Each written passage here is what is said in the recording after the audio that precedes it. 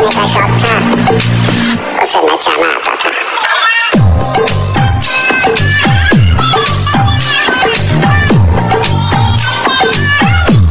আরে কয় ঠাইসে ধরিয়ে নাচাই না, বউরে বাদ দেয় 3 বেলা 6 বেলা হারে চাপে ধরিয়ে নাচাই।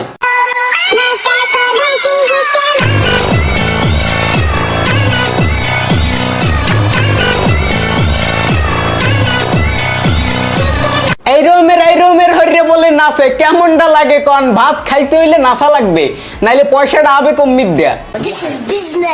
যা দেখলাম দুর্নীতি, বউ ব্যবসার সামনে কোনো ব্যবসা নাই। বউ নাচতে পারুক আর না পারুক, হেডারে ক্যামেরার সামনে শো করলেই খালি মাল কামামু। সংসার জীবন বলে কথা, তাই তো ঘরের সকল টুকটাক কাজ শেষ হারতেছি, আর আমি গিয়েছিলাম গোসল করার জন্য। ঠিক তো পিছেক দে বিছেন সারে, হ্যাঁ ভিডিও হইরে সারে, কইছি কি ভাইও বউ মরতে গেলেও একটু ভিডিও করিস, ভালো ভিউজ হবে।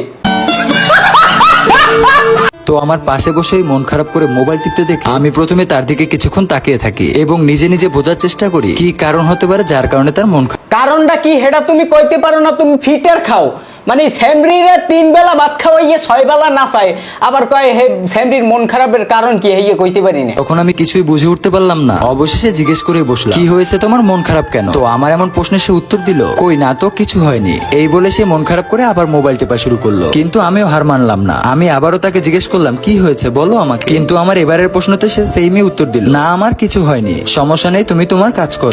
এক থাল ভাত খাওয়াইয়া 1 ঘন্টা নাচাইলে টেকবে না, কিন্তু কইয়ে দিলাম টেকবে না।